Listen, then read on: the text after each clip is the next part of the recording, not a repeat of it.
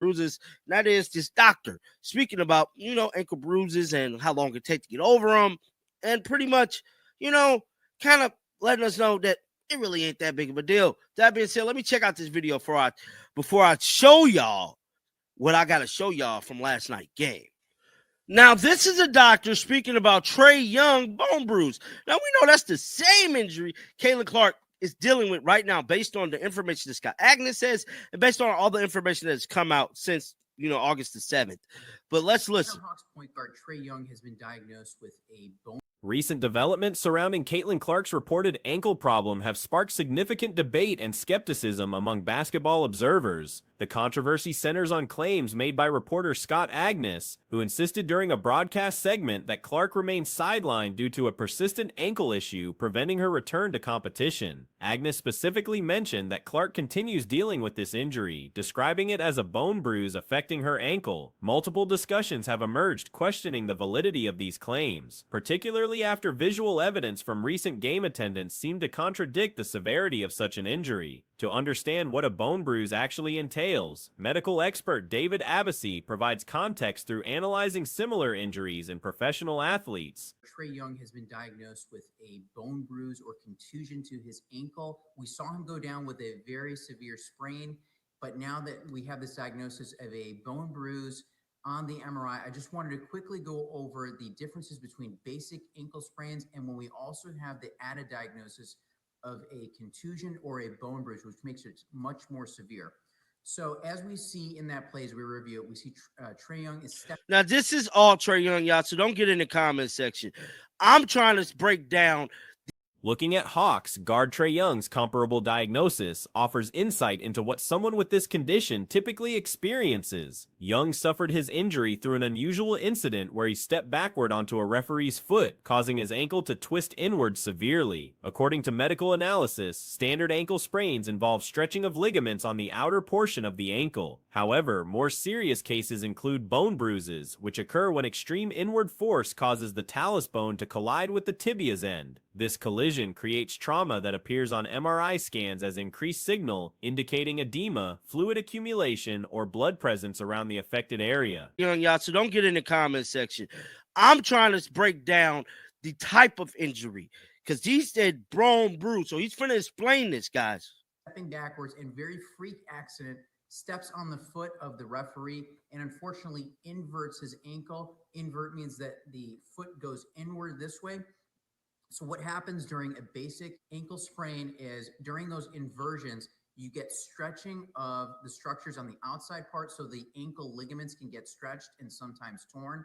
And then on the very severe ones, which we know. The medical implications of bone contusions are significant. Bleeding typically occurs within the joint space, resulting in substantial swelling. In orthopedic medicine, increased swelling directly correlates with reduced range of motion and limited mobility. For athletes whose performance depends on quick movements and agility, particularly guards who need to drive toward the basket and penetrate defenses, these mobility restrictions become critical concerns. Medical professionals note that recovery timelines become questionable when dealing with bone bruises rather than simple sprains. We know happened to Trae Young is you also get a contusion or a bone bruise. And what that means is not only are you getting stretching on the outside part of the ankle, but unfortunately with all that force going inward, you get bumping up of the bone of the talus against the end of the tibia.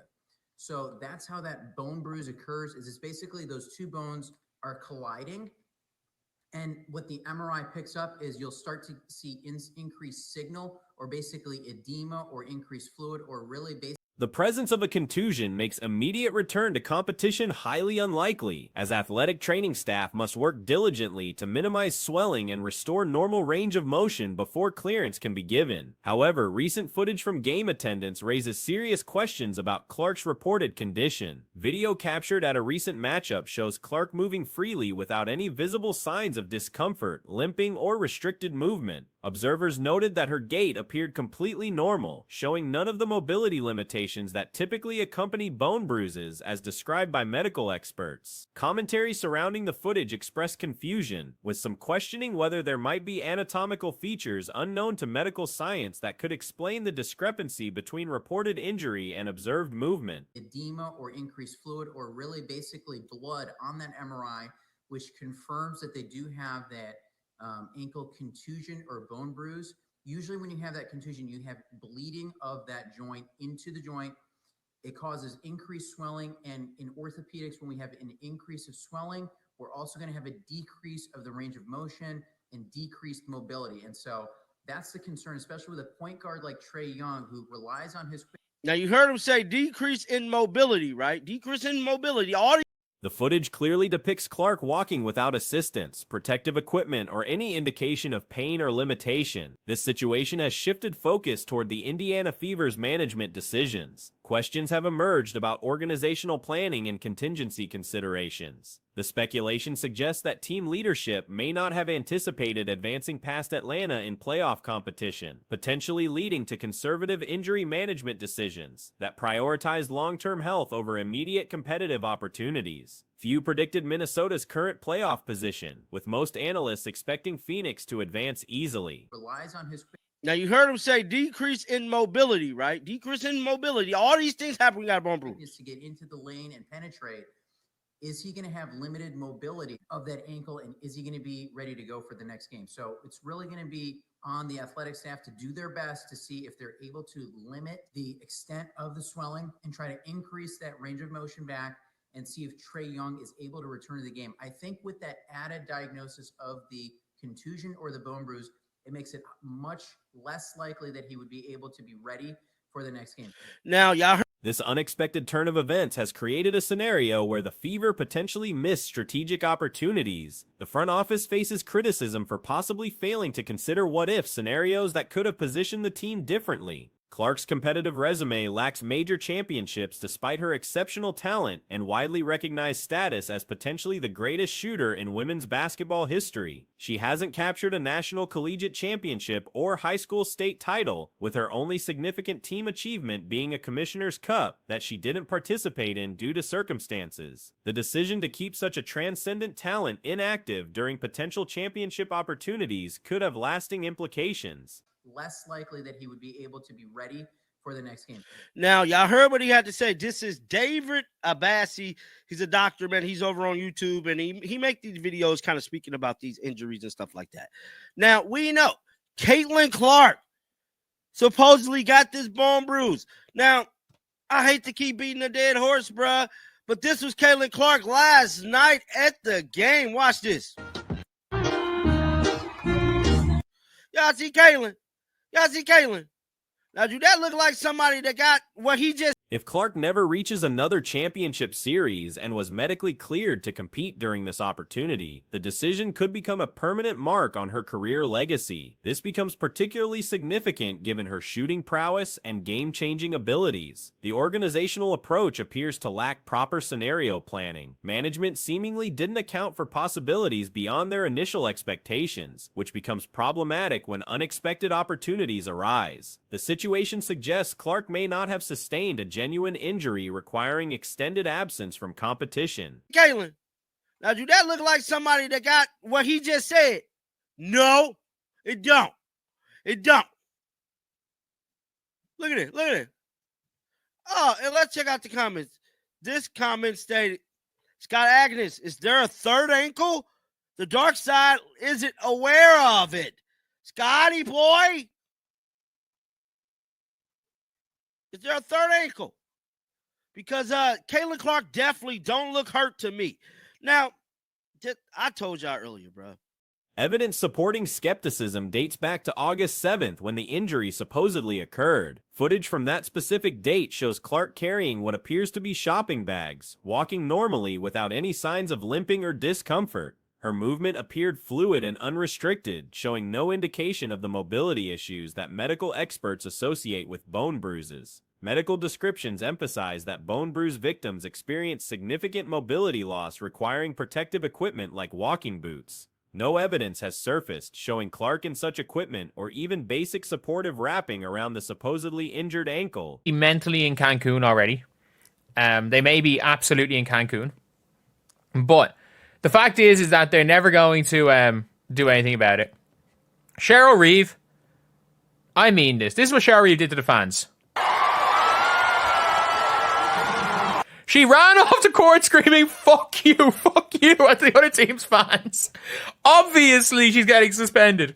She chased the referee, squared up to the referee, had to be dragged off, and was like breaking free. The contrast between medical expectations for this injury type and visual evidence of Clark's normal movement creates substantial doubt about the reported diagnosis. The footage from August 7th captures Clark walking naturally, carrying items, moving without any visible impairment. This directly contradicts the medical profile of someone suffering from an ankle bone bruise, which should present obvious movement limitations and necessitate assistive devices or protective gear. The timing makes the situation particularly noteworthy. This represents a potentially unique championship window for Clark, and organizational decisions during this period could define career trajectories and legacy considerations. Dragged off and was like breaking free from people dragging her away to scream at the referees. Ran off screaming, fuck you, at all the fans. And then in the comments said that the refs were unfit to referee a game, called out the league, said the commissioner needs to be fired, and then said this is fucking these refs were fucking awful. In a press conference, this is the most deserved suspension. This is the most. The disconnect between reported medical status and observed physical capability continues generating debate about actual injury status versus strategic roster management decisions. The situation presents questions about transparency, organizational planning, and the balance between athlete protection and competitive opportunity. Whether Clark eventually addresses these circumstances publicly remains uncertain, but the controversy surrounding her absence during crucial playoff opportunities continues generating significant discussion throughout basketball communities. Minnesota Lynx head coach Cheryl Reeve has received a one-game suspension following extraordinary conduct during Game 3 of the playoff series. Additionally, Rebecca Brunson faced monetary penalties for referee-related remarks, while assistant Eric Thibault also received fines for yelling at officials. Suspension. This is the most earned suspension. If anything else, a one-game suspension is the most minor thing that could happen. Everyone being like, this is ridiculous, no wonder people don't take WNBA serious. If this happened in the NBA, they'd be suspended half a season. Could you imagine? Somebody running onto the floor in an NBA game, a coach, squaring up to a referee.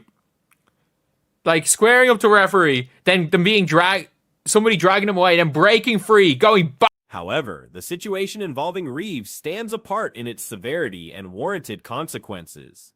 The interesting paradox here involves acknowledging that Reeves' criticisms of officiating may have contained valid points about refereeing quality. Her observations regarding referee performance potentially held merit, yet a crucial distinction exists between being correct and conducting oneself appropriately. Regardless of accuracy in one's assessment, the manner of expressing those concerns matters tremendously. Back into the referee's face, maybe fuck you and all the crap fans, and then cursing at the referees and calling for Adam Silver to be fired in the press conference. Like, it doesn't matter when that is, that's a 10-game suspension. Minimum. Like, this is the most lenient thing I've ever seen. They've already fined her $100. But, like, this is the most lenient. That's a tough punishment.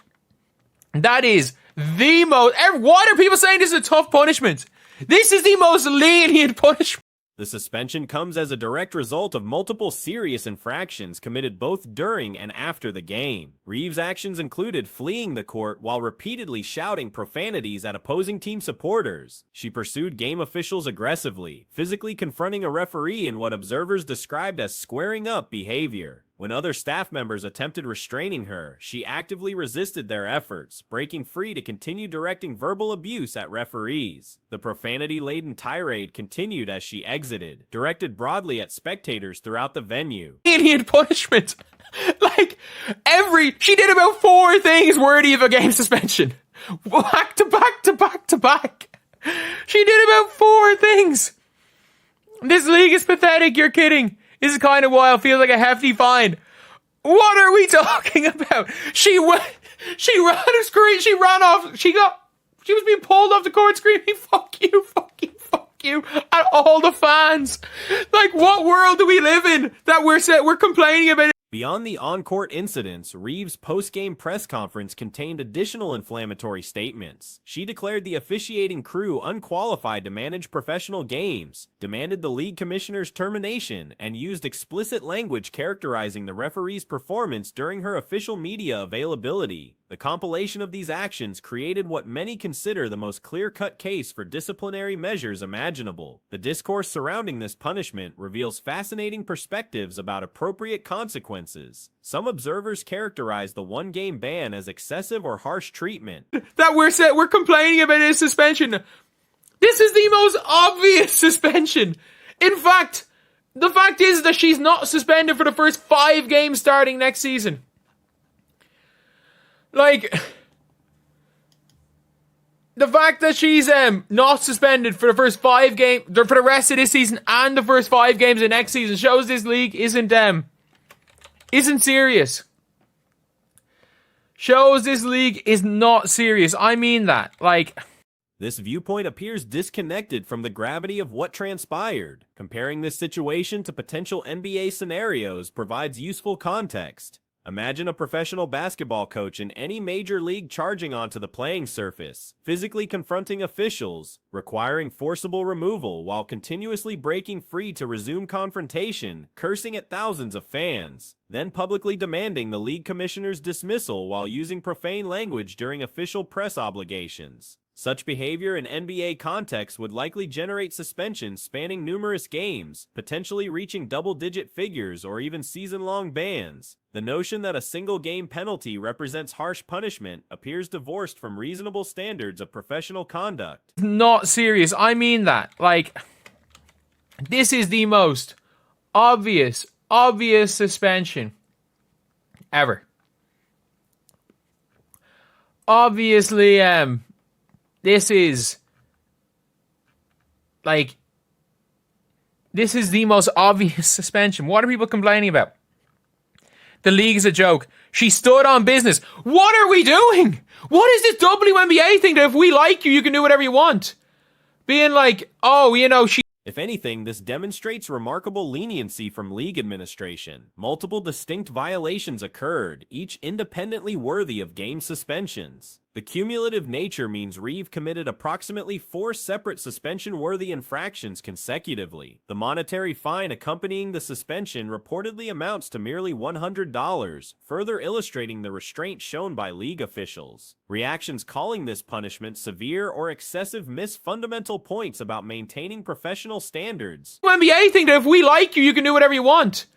Being like, oh, you know, she stood on business. Like, it's the same with Angel Reese calling her teammates. They're like, oh, it's all good. It's all good. Everything's good. She literally ran off the court screaming, fuck you, fuck you, fuck you with the fans. Like, it genuinely, like, this league, like, the fans are less professional in the league.